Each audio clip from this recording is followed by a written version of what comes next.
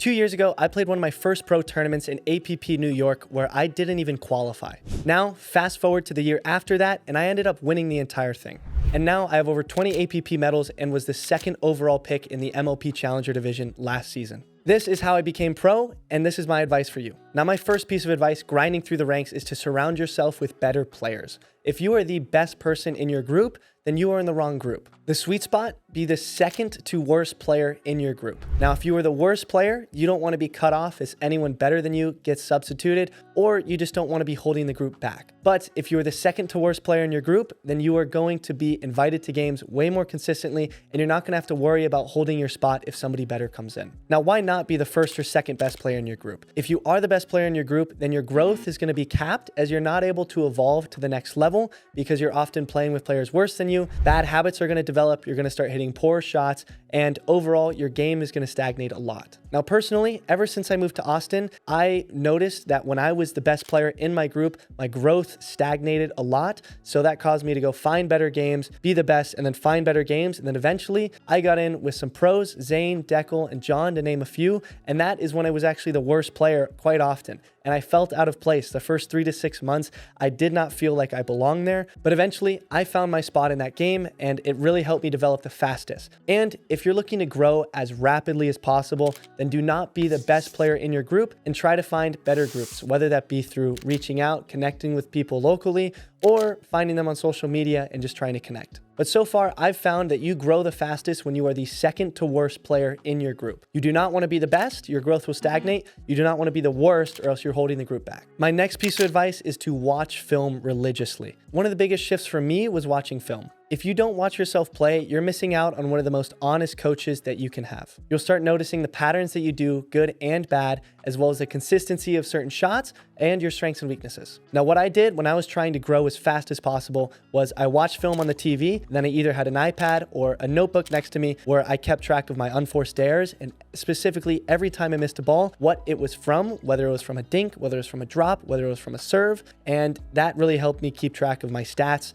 and how they developed over a 3 to 6 month time span. It's just like watching tape for public speaking or creating content. As soon as you watch it over, whether audibly or visually, then you're going to notice some of the tendencies, your stutter words that I still struggle with, and what you can do to prevent it. It's uncomfortable at first putting your tripod in the corner and asking people if you can record the game, but trust me, it's worth it. And bonus points if you could also make content out of it. You're going to record some of the coolest points that you have, and instead of being like, oh, I wish we had a camera, you're actually going to be able to show it online or to your friends. Moving on to the next piece of advice is that talent matters, but access matters more. Make sure to network as much as possible, whether it be online through social media and building a brand that way, or in person at the pro tent. When you're inside, make sure to talk to people, make sure to develop relationships rather than being the person in the corner where you're just sitting scrolling on your phone. Not only is this going to help you network and get better partners, but sponsors are also going to notice it as well. And now on the local level, when you're trying to get into better games, make sure to reach out to people. And without coming off as too pushy, try to ask if you could get in some games. Try to ask if you can be the 5th, or if you could be the 6th, or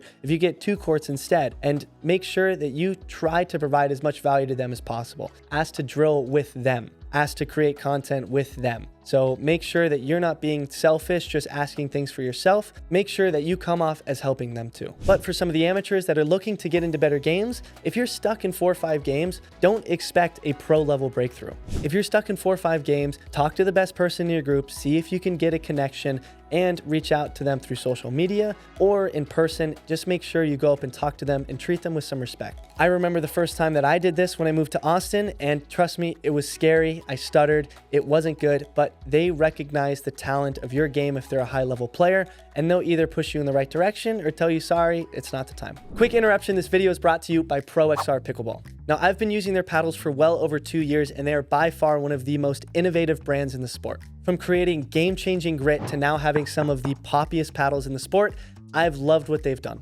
Right now, my weapon of choice is the Prototype 12.7 standard shape. It hits like an absolute cannon, and it is the best paddle on the market in my opinion. This is my go-to setup with the Hesacore as well. Make sure to use my link down below to snag one for yourself. All right, let's get back into it. Another piece of advice I have for aspiring pros is to build your social media presence. There are too many pros that are just nothing more than a name, and I often call them a racehorse, where they're just a shiny object until they start losing, and then they get thrown to the wayside. Whether you want to be a creator or not, you need some sort of digital presence. Having even a small brand identity helps sponsors align with you, as well as you get better partners. You'll get invited to better games, and if people know your name, then that'll open the doors in the future. I've heard of a few times without even me being in the room, my name has been popped up, and if it's in a positive manner because of your social media presence or just the way you present yourself, then that's going to help you break into certain doors. That's just the game. Make sure you play it. Now, another strategic piece of advice that I found really helps aspiring pros level up is be lefty. Being lefty definitely gave me an edge, and I know it's only 10% of the population, so most of you watching are not lefty, but there is an alternative. Learn to play the right side. Or at the bare minimum, learn to play flex. If you are stuck as a left side player, you are not going to get invited to better games, because what I see way too often at the pro or amateur level is there are way too many left side players and not enough right side players. So think of it as if you're creating a group. Instead of having 4 really good left side players that don't know how to play the right, you're going to take 2 left side players and then 2 worse right side players in order to actually play pickleball the way it should be played. And so because of that, you want to be the right side player that people invite. I often saw myself, because I was lefty and playing the right side, I got invited into way better games, and I got way more opportunities because a lot of these left side guys wanted to partner with a good right side. It's much more rare to find a good right side player than it is to find a good left side player. So tailoring your game to develop to be a right side player is really going to help with opportunities and growth with partners. Now, this piece of advice is pretty self-explanatory, but make sure to train off the court and take care of your body.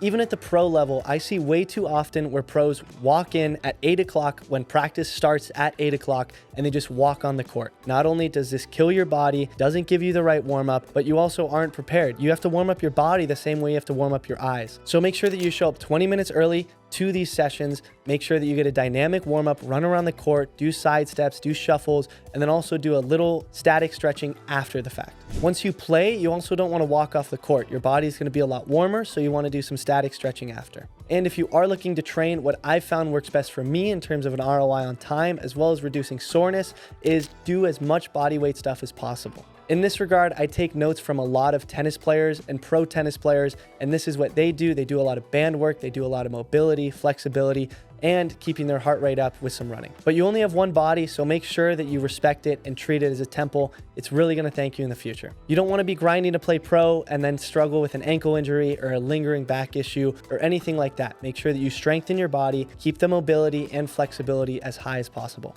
My last point, also one of the most important points that really helped my pro career, is to differentiate your brand. You can take notes from other players such as Tyson McGuffin. As soon as he embraced the tank top, tattoos, edgier personality, his brand went through the roof. He was able to get more sponsors and a lot more visibility. While I'm not that bad boy of pickleball, I did notice that differentiating your brand was one of the most important things that athletes could do. Whether it's your look, your voice, or your personality, create something that embodies you and create traditions. For example, after every championship Sunday that I play in, I give my used game paddle in that match to a kid in the stands. I see this as a way of giving back, and it entices fans to watch my matches and be involved. Now, I used to be the kid in the stands, so this is a way that I give back, and I truly love it. It brings the community together. It brings all the fans wanting to watch the matches, sometimes get more involved because they know that I'm going to give a paddle out at the end of the game. I also wear pink accents to represent breast cancer awareness. Whether it be the edge guard or the grip or my shoes, I always make sure to wear pink because that is one of the things that touches home to me.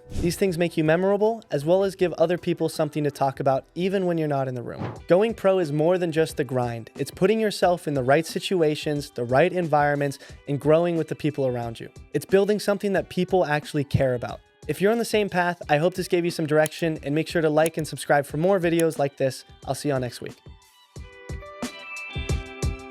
Now, another strategic piece of advice that I found really helps aspiring pros level up is be lefty.